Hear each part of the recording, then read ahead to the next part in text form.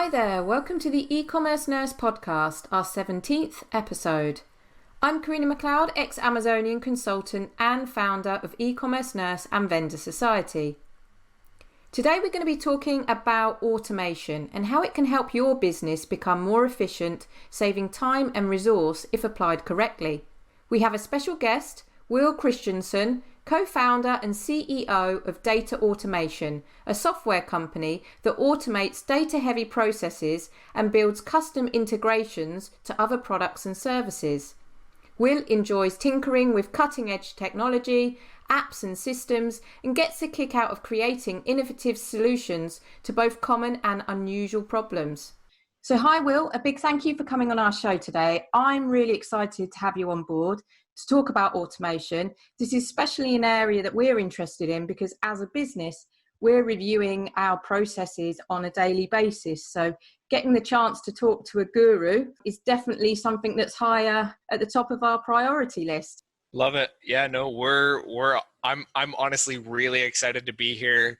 As you were reading my bio and looking at some of that stuff, I was like, man, I really do get a kick out of innovative solutions. Like I love getting into some of the nitty gritty. I was on a call the other day and they were talking about, spreadsheets and all of that stuff. And I was like, man, I get as excited about spreadsheets as I do video games. I must be really weird.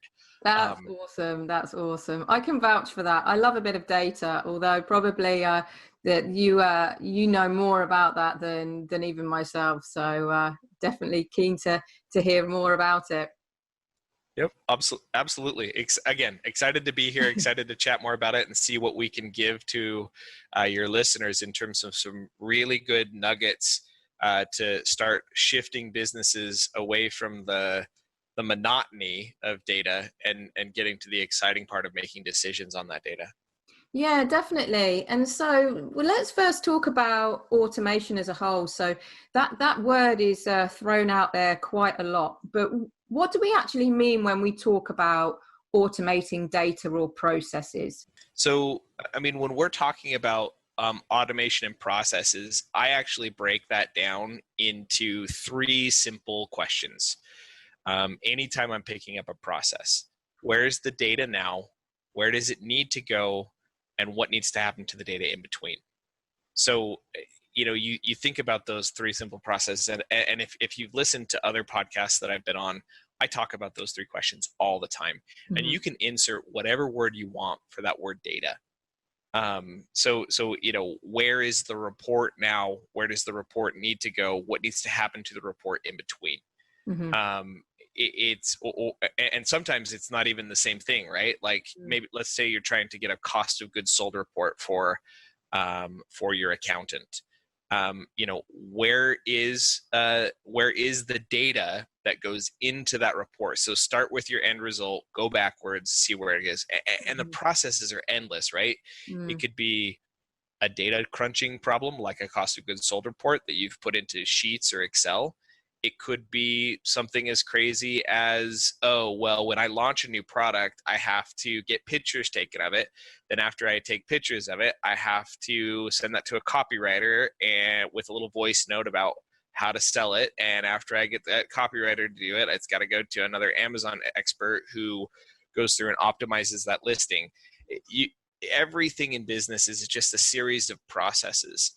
And so when you look at it, it's about standardizing those operating procedures and then finding the time gaps and solving for them so that, we really get where we need to go. Yeah, just you saying that and giving those examples sort of makes me think of the amount of manual work we as a business do when really there could be some sort of element of automation.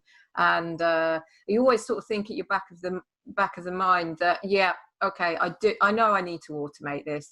I'll do it someday, because there's this thought that automation can be quite daunting, as in, that all these manual processes are taking a long time and you could probably reduce time, but it's almost changing that is the fear that it could take longer and not really knowing what to do, and you get comfortable. Yeah. Honestly, that idea of getting comfortable is huge in automation. Mm-hmm. It's actually one of the most dangerous parts of business, and of just the idea of getting there. I was told once that one of the things, my wife calls it lazy, I call it efficient. Um, I was told that one of the things that that makes me good at this is that I am so efficient.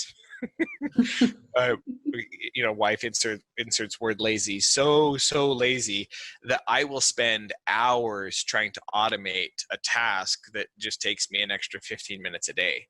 And I will tell you that actually is, I have drawn lines in the sand for myself Mm-hmm. for when you should and shouldn't automate, and we can talk about that more later, so that you can kind of see where that goes. But um, part of being someone who's interested in automation, part of someone who gets there, is having that desire to better the process.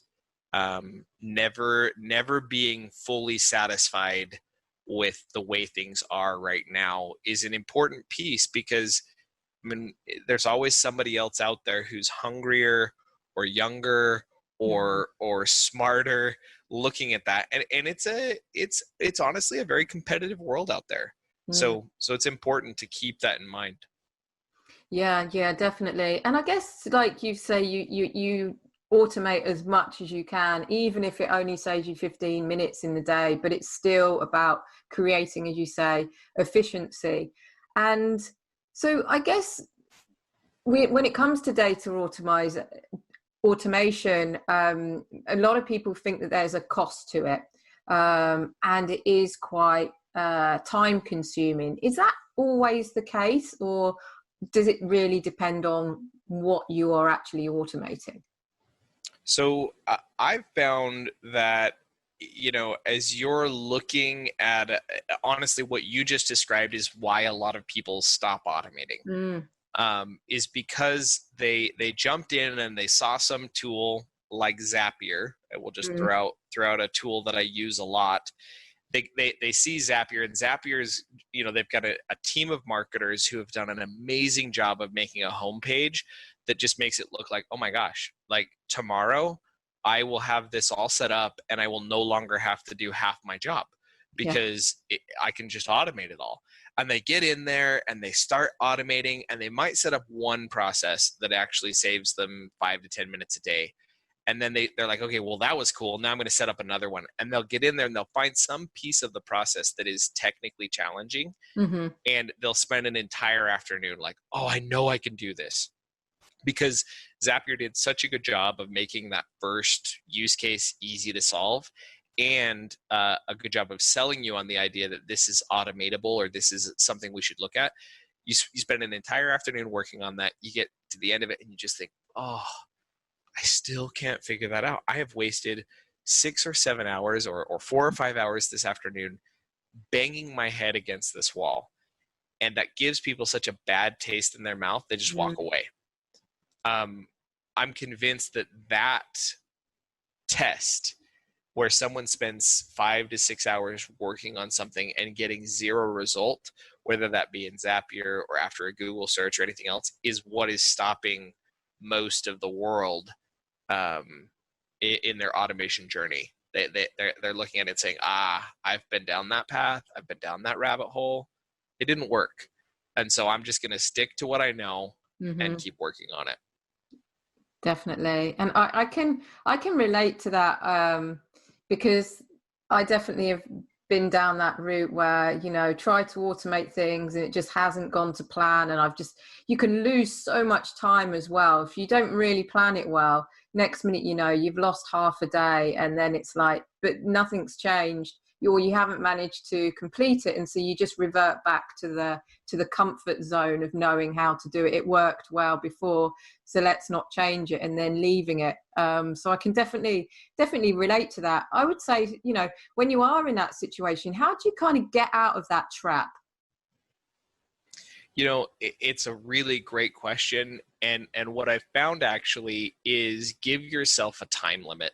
Mm. Give yourself so we have this innate sense of when we're in over our heads, Mm-hmm. and when we need to ask for help, and sometimes our pride stands in the way of getting into that time trap. So think about it this way. Let's go back to that story of the individual who saw Zapier's homepage and jumped Mm-hmm. in head first, and they automate something, or maybe they haven't automated anything, and they spend an hour, 2 hours, 3 hours. The more investment you put in there without seeing a result, the more sour the taste is in your mouth, and the more bitter your resentment will be for that. The less time, the less bitter. And Mm-hmm. so there's two solutions to that after you hit a time limit. So I personally have found that my time limit, where I don't get as bitter about not getting a result, is probably 15 to 30 minutes. Mm-hmm. So, and you can tell the difference between grinding against something and actually making progress, right? So you have small goals, where where you're kind of jumping in there and looking at it, and you have larger goals that you're looking at, and it's kind of interesting as far as how that goes. And so I found that if you're making progress and you seem to be making movement, keep going.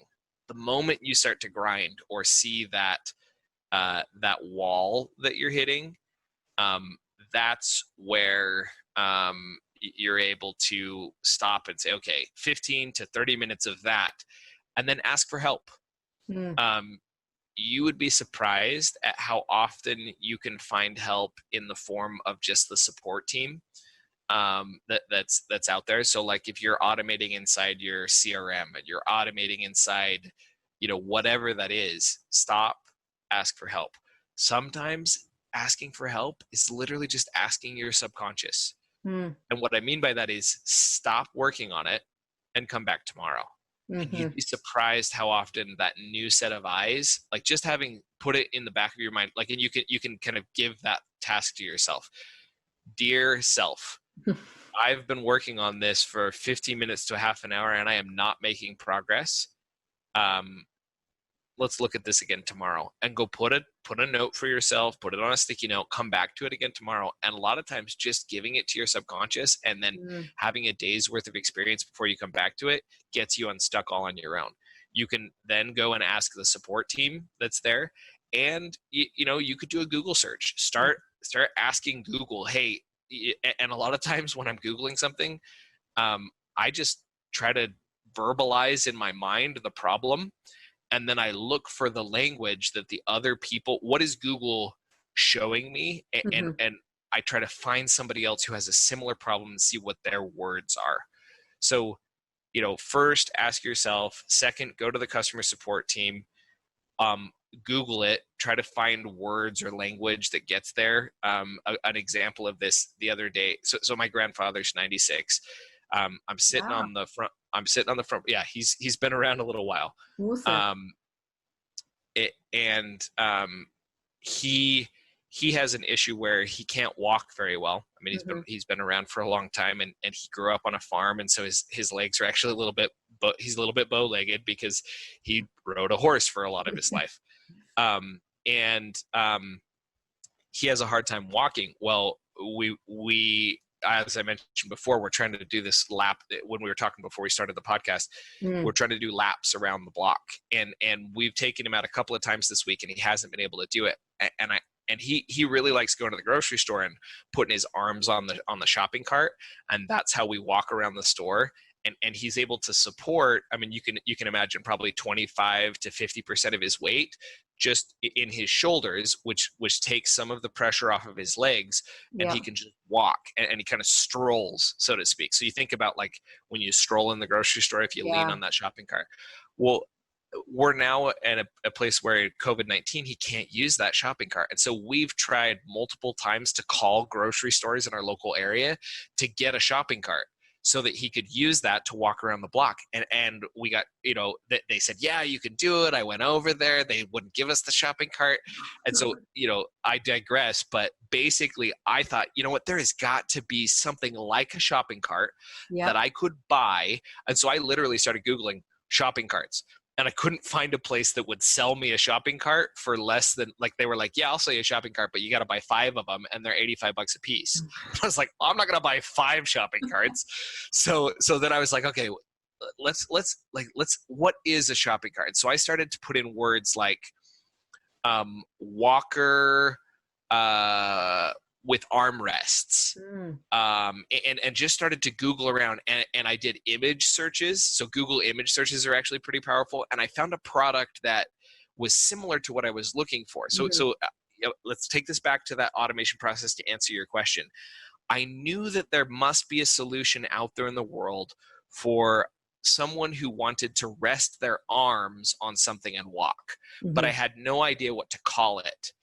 And so because I didn't know what to call it, I couldn't find the solution. That is 90% of your problem if you've been Googling and you haven't found something. You just don't know what to call the solution. Completely. And so I don't use Google to find the solution. I use Google to find the words to help me describe the thing I'm looking for. Yeah. And so that when I do an initial Google search, I'm not looking for a solution, I'm looking for the words. And so that's why I like Google Images. As I searched through the images, I saw something that was like, hey, wait a minute, that kind of looks like a walker for a baby. Like it's got like this idea of like I actually found a walker for a baby. Like it had straps so you could sit in it and it would help you walk around. And I was like, oh, that kind of looks like what I want. And I said, what do they call that? Oh, and so I put that into my search term. It was like an upright tool. And so I used that upright tool to then say, okay, well, what about this? And I Googled the word upright walker, exactly what I wanted. Then I was like, okay, now I've got it there. And then I went back to Amazon and started searching for that specifically and narrowed it down to the type of product. But I didn't even know what to call my solution. So to answer your question, use Google, use the customer service team, use your own mental mind to find out what the solution should even be called, so that then you can find what you're looking for. So how do you get unstuck? Stop. Give yourself a limit, 15 to 30 minutes. Stop. Take a step back. Come back to the problem. And 9 times out of 10, I've been able to find a solution with one of those 3 methods, either asking my own subconscious, going to Google, or just asking the customer service team. Now, the 4th option there is find somebody who's smarter than you and pay them, either by giving, most people will do like a 15 to 30 minute free intro call. So like post the thing on Upwork that you're trying to do and then do a couple of calls. And a lot of times those freelancers will help you get unstuck, like 15 to 30 minutes. They'll help you with just that one problem you were working on. And then you have an expert that you can tap into. So that's your 4th option, is ask somebody for help who you actually pay something. That's awesome. And there's some really, really good points there. And I can again relate to those, of that point where sometimes you do need to stop and leave things. The number of times I waste time and then just feel infuriated, as opposed to those times that I've stopped something and thought, go in with it with a fresh pair of eyes. And actually you can end up with a fresh pair of eyes, figuring something out quicker than when you're almost cross-eyed. You just, everything just looks blurry, and you start getting frustrated. And I love that thing about Google, because half the time you are in Google, you know what you need to do, but you don't know how to describe it. And I think, I really like your example again, because I could completely relate to that. And then you move on to about paying someone. So is that, I guess that's another thing that people then think, oh, well, I'm going to try my best to do it myself, because there's this idea that it's going to cost them lots. You mentioned Upwork, and I'm guessing there are ways of making automation a lot more affordable than people think. Oh, so you would be surprised at how affordable automation really is. I mean, you think about it, what is a software platform? It's a piece of automation. Yeah. Like what is, there's a sister company to DataAutomation. We came out of the same tech incubator. We share a co-founder called Seller Labs. And Seller Labs, if you're an Amazon seller, you've probably heard of Seller Labs. They do Feedback Genius and Scope and a couple of other Ignite, a couple of other really amazing tools. All Feedback Genius is an automation. And Feedback Genius was born through Brandon Checketts. He's the founder of Seller Labs. It was born actually in a weekend when he was like, I am selling a ton of stuff on Amazon right now, and I need a way to solicit people for reviews. I need a way to automatically reach out to them and say, hey, hope you enjoyed my product. Please let me know if you have any questions. And if you get time, we'd love it if you'd leave us a review. That was all. He wrote a script that did that, and it became so popular that he turned it into a product. Awesome. So what was that? It was an automation. How does he find other people to use that automation? He had to find words and a name that would allow people to find him through Google. That's why Google is so big. That's why they make as much money as they are. Is all they are is connecting people to solutions. You really think about it, like, what is Google? It's a massive solution finder. Yeah. So a lot of times the automation you're looking for has been bundled up and packaged and put out there for as little money as possible so that you can use it. So part of the mindset that you have to have when you're automating is, this might exist already, and I just don't know what to call it. If you're doing custom automation, like you're doing something that is not common for people to use, it can get a little pricey. But hopefully the reason you're doing something that's custom is because you're getting paid a whole bunch of money to do it. Yeah. And at that point, you can probably afford the automation. So that's one of the things I look for when I'm trying to decide how expensive my automation is going to be, or how expensive my solution is going to be. I ask myself, okay, how many people in the world have this same problem? And if the answer is probably everyone, if the answer is probably everyone, you probably are going to find a free solution. So let's talk about one of those free solutions. I would like an email address. That's my problem. Yeah. Oh, wait a minute. There are 10 or 15 different providers out there that will give you a free email address. And some of the free providers are better than the paid providers of email addresses. So think about how common that problem is. And then let's go all the way to the other end. I am an Amazon seller and I need to get access to data inside my FBA account that isn't available in the API. Yeah. What percentage of the world needs that? Not a very high percentage. Yeah. So it's probably not going to be a free solution that does that, right? Yeah. And that's, data automation actually has a Chrome extension that does exactly what I just described. We get access to data that's inside Amazon Seller Central that's not in the API.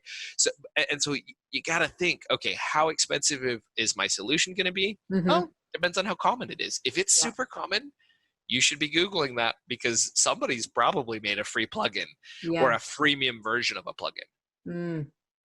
That's a really good point. It's something I haven't actually really thought about, but you're right. I mean, at the end of the day, if it's how competitive as well, and how many people need it. So to see with the price from whether you pay for that or not. So I really like that. And I guess that then, when it comes to a business looking at automation, or not necessarily automation, but there's many businesses out there that are just growing rapidly, especially in the online world. They're just these Amazon sellers and so forth. Business is moving forward really quickly. And then this word of scale comes out, as in they need to scale their business because they probably started off with very basic infrastructure. Is automation always then that almost next step, the obvious next step for a business that's growing rapidly and scaling, or not always the case? Is that just an assumption that should be the next step? That is probably, of the questions you've asked me so far, that's probably my favorite one so far, because and so much so that Data Automation actually recently started working on a podcast of our own. Our podcast is launching here in the next couple of weeks. If you go to Data Automation /podcast, you can sign up to get on the waiting list for it. it is going, and honestly, you should come and be a guest on my show. And we should talk more about automation, but the name of the podcast is Automate, Delegate, Eliminate. And the reason I called the podcast Automate, Delegate, Eliminate is because when you're scaling a business, those are the steps: automate, delegate, eliminate. And it not in that order. That's actually a three-way fork in the road. When you're scaling a business, you have to decide whether or not you're going to automate, delegate, or eliminate.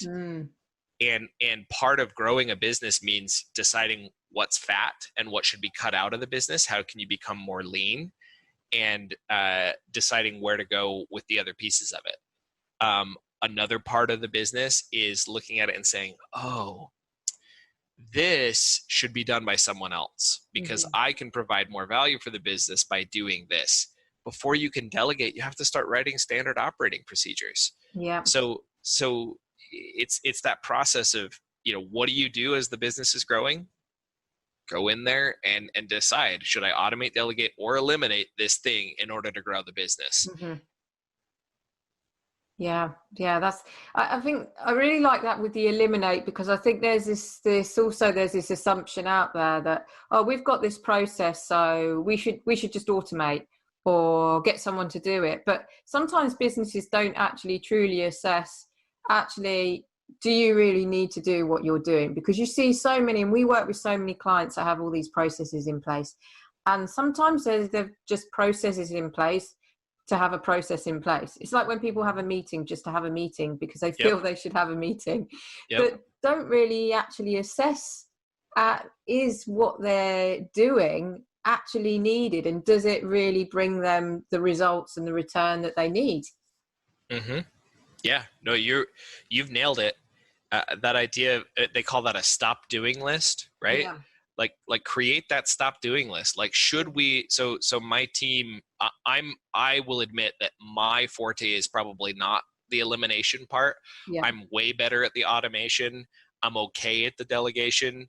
And elimination is probably my least effective, like if I were to like rate my skill set. But my team is actually quite good at elimination. And so I've surrounded myself with other people who can recognize we're having too many meetings about this. Like we have a meeting that inside Data Automation where we go in and we look at so we've broken up our work into three things: doing done, selling sold, and cash collected. Right? So those are kind of the three heartbeats that we have inside Data Automation.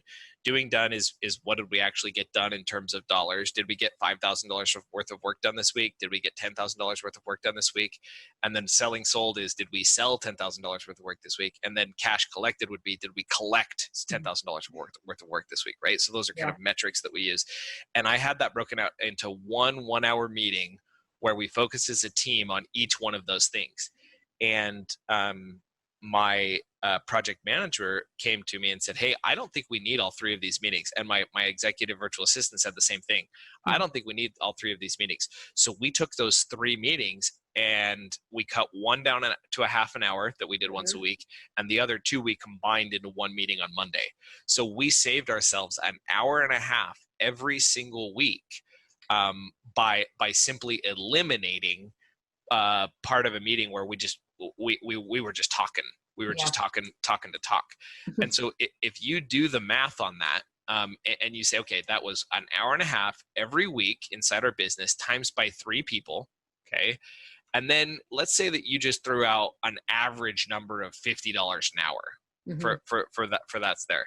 So there's $50. That's $225 every single week. You times that out by a year. That simple change saved Data Automation $11,700 in a year. Wow. So that's a direct result of elimination. And so if your business is not looking at delegating, eliminating, or think about it, that $11,000, what could that do for my business? What could that do to help us become better and stronger and all the, I mean, look at it on a monthly basis, right? On a monthly basis, because people kind of, oh yeah, it saved you that much time over a year, Will, but what does that really look like? I love the 4.5 weeks. Whenever you're trying to convert weeks to month, 4.5 weeks in a month, that's $1,000 a month. Yeah. What could you do? Could you give yourself a raise? $1,000 a month, right? Could you, like, what can you do with that $1,000 a month in human effort to increase your efforts? So super powerful in terms of, how to grow a business. Yeah, definitely. This is just making my head spin, because I'm like, oh my goodness, the back end of our system. When you feel you've got the shiny outer, and then the back end is just like, wow. It's yeah. The good news is everybody's back end office, unless part of when you start getting your back end office to the point where it actually runs efficiently, the business starts to grow. Yeah. It's a natural process. So it naturally, the back end office gets lean, gets awesome. And that's when sales is like, oh, you got extra capacity? Cool. And they dump it all on you. And you're like, okay, now it's got a little messy. So that's when it grows. Yeah. And so the good news is everybody's back end office is always a little messy, because it naturally becomes messy. Yeah. And so don't feel too bad about that, but do take that to heart and decide, what are you going to do to change the back end of your office so that it can sustain more? What are you going to eliminate? What are you going to automate? What are you going to delegate to build out and grow where you want to go? Yeah, definitely. I'll be watching things like a hawk now to figure out what way we can, where we can automate. And I guess that's then leads me on to the next question. Let's say we've reviewed things, and you've reviewed your processes, and you've actually made that decision, actually, out of this automate, delegate, eliminate. Yep, we know that this is the right process that we're going to automate. What would then be, from deciding that you want to automate to making that happen? What would the next steps be?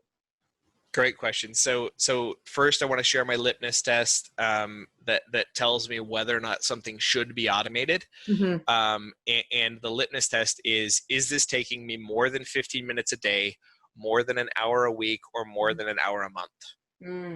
If the answer is no, put it on a back burner list and go back and look at it once a month or once a week until it increases past the 15-1-1. So 15-1-1. If it gets past 15-1-1, okay, it's time to start playing with it. If it does not pass 15-1-1, put it on a back burner and don't even attempt to automate it yet, because there's probably not ROI in tackling that yet. Sure. Okay, so that's the first thing. The second thing I do is a complexity check. I say, could an individual with basic understanding of Google Sheets or Excel and email be taught how to do this in as much time as it takes to actually do the process? Is it simple enough that a human can be taught how to do this by being shown how to do it once and having a recording that they can go back and reference?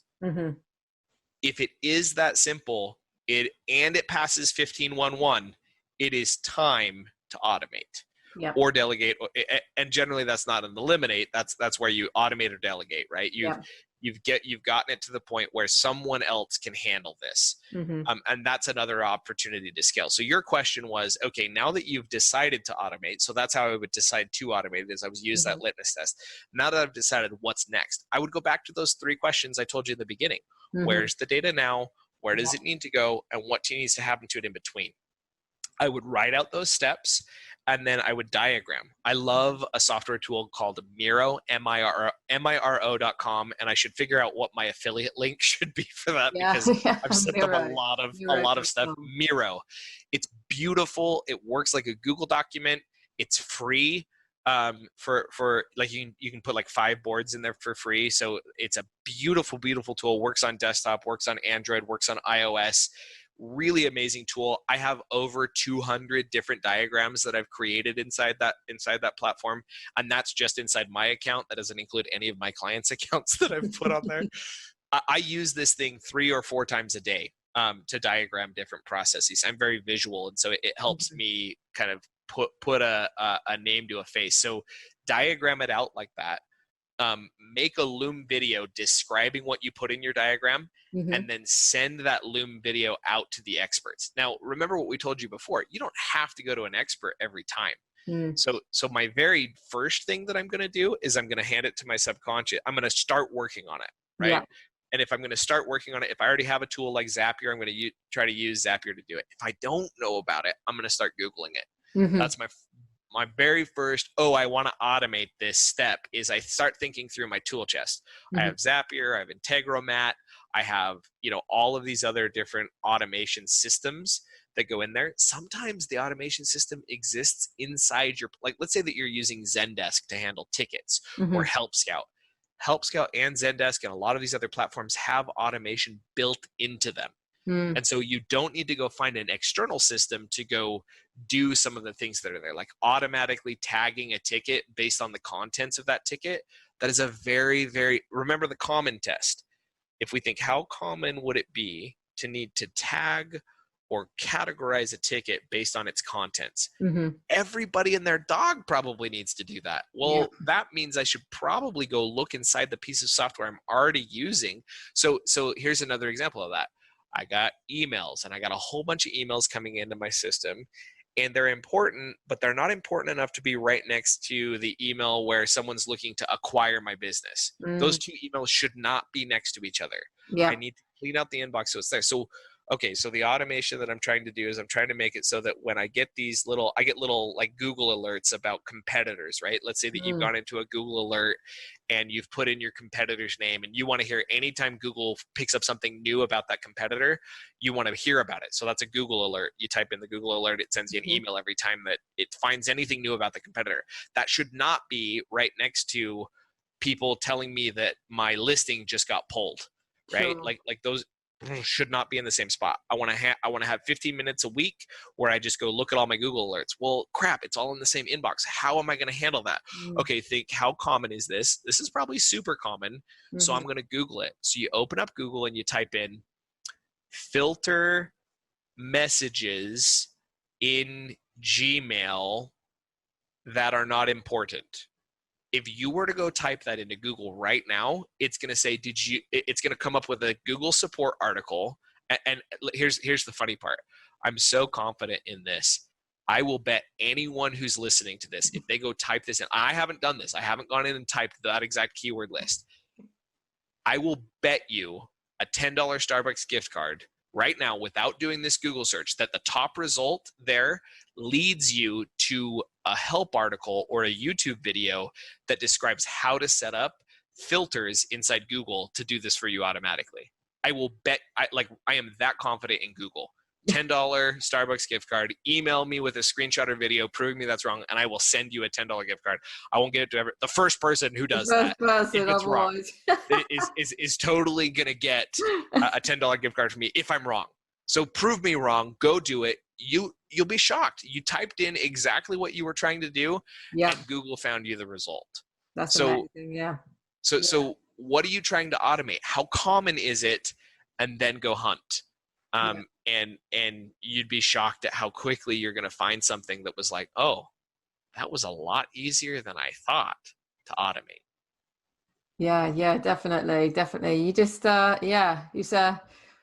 it's just making me think. And because a lot of the time is that, as what you've clearly been able to highlight on this during our conversation, is that things are a lot easier once you just know how to, and just go out there and try and find out and figure it out. But at the same time, with this whole fresh pair of eyes, and not at this point that it gets infuriating. And yeah, it's definitely, well, for sure, what you've been talking about has definitely motivated me, and I'll probably end up, that's my evening gone.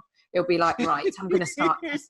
Got the 15 minutes. This has taken me way too long. This has taken me way too long. I'm going to go on Google. I'm going to go and get my £10 gift voucher, $10 gift voucher as well at Starbucks. Good luck. I'm telling you right now. So it's we're going both ways, Karina. If I'm right, you send me a gift voucher. If you're right, then I'll send you one. I mean, one thing I would say to you is this podcast episode should be motivating you to go push on that. Completely. Don't suck it up so fast that you choke on it. Yeah. So take this in strides. Get out a sticky note, write 15-1-1 at the top of the sticky note. And remember, 15 minutes is per day, 1 hour per week, 1 hour per month. 15-1-1 at the top of your sticky note. Then I want you to write down the name of the process. I am copying and pasting tracking numbers from my email into Amazon because I have a drop shipper that's handling that kind of stuff. Yeah. Okay, how long is that taking me? That's taking me 30 minutes a day. And then go put a tick mark next to it for 2 weeks. Yeah. Then take that tick mark list and go to the top one, go to the one that is taking you the most time and ask yourself, okay, how common is that? Yeah. Oh, that is super common and I'm going to Google it. But don't go Google it, don't go hunt until you have that 15-1-1 list ready to start looking at it. And then go down that list. By the way, the tracking number thing, DataAutomation built a plugin for that. So call me if you need that. But but there are other places that you can go to take those tracking numbers and do that as well. And it just depends on kind of where that is. But take that list that you have, then go down and try give yourself that 15-minute limit, right? I'm going to go hunt for 15 minutes on each of these to see if I can find a solution and set a timer. And you'll be surprised how many of them you get to cross off the list as I automated this if you give yourself that 15-minute window. Then come back and do another sweep and do, okay, now I'm going to reach out to customer service about each one of these. Okay, now I'm going to give myself another 15 minutes to Google because I gave this to myself subconscious, and then get down to the fourth step of whatever's left on that list, reach out to an automation expert, whether that be Will Christensen or Upwork. And if you go post that up on Upwork, write down the 3 questions. Where's the data now? Where does it need to go? What needs to happen to it in between? I created a diagram. Here's the diagram. Here's a 5-minute video. You post that on Upwork, you will get the most accurate prices you have ever gotten anywhere. And you could post that on Upwork, or you could send that to FreeUp. If you send it to FreeUp, tell them I sent you. FreeUp, FREEUP, used to be 3 E's. They just got acquired, and whoever got that paid the big bucks for the paid the big bucks to take the E out. but FreeUp's a fantastic platform. If you post a job posting like that, where's the data now? Where does it need to go? What needs to happen to it in between? You record that Loom video or Screencastify video describing what's going on, and you make a diagram, and what you've described in the video is that diagram. Guarantee you'll be surprised at how inexpensive it is to handle that, because you've made it so clear what needs to be automated or delegated. Yeah, definitely. No, this is all fantastic information, and I, for one, definitely feel motivated. And I'll definitely be putting a post-it note up on the 15-1-1 on my laptop after we finish on this podcast, and hopefully that will be the same with a number of people that are listening today. So thank you so much for your insights and just being a complete guru in this area, but also, just bringing all these ideas and the examples of really sort of hopefully given a lot of people those sort of light bulb moments as well, which is fantastic. So before we do sign off, because I'm conscious of time and efficiency and I don't want to completely kill your time, if I have one last question. I always have this question for our guests, is if you were to give one tip to someone looking to automate a process or data, and you probably covered this off, so it's just really a summary. If you were to give that tip to someone looking to automate a process or data, what would that one tip be? If I were going to give one tip to the individual for automating a process or data, it's honestly, it goes back to what we've already said. Use Google. And don't give up after. Okay, no, I'm taking it back. My number one tip would be, don't give up after the freaking first Google search. Use the search results. Go to the bottom where it says other people searched for. Like, Google is trying to tell you what you've put wrong if it wasn't on that first page. Go see what other people are calling that solution. That's probably my number one tip. And it sounds so stupid, but you'd be shocked at how often the solutions out there, you just don't want. Think about the walker. I didn't know what to call it. I didn't know what to call an upright walker. I had no idea what to call it. But it took me about an hour, hour and a half, and I'm serious. It took me an hour, hour and a half to do the Google search that found, and so I probably should have given it to my subconscious at some point, but I had the time and I was working on it, and I was worried about my grandfather. Sure. So don't give up after the first Google search. Yeah. Yeah. I like that because people do have that tendency to give up and, just as we've spoken about, revert to that comfort zone as well. So thank you so much, Will. It's not fast food. Yeah. It's not instant gratification. Don't give up after the first Google search. They're so good at giving you the result every time right in so many instances that sometimes you give up. Completely. No, that's awesome. It's awesome. Well, I've now got a busy evening ahead of me and probably a weekend, although I'm not sure my family would be too impressed if they're like, what are you doing? I'm trying to automate things. But I appreciate you coming on the show, for motivating me and our listeners as well. And thank you ever so much for taking the time out. Yep. Thank you. Appreciate your time.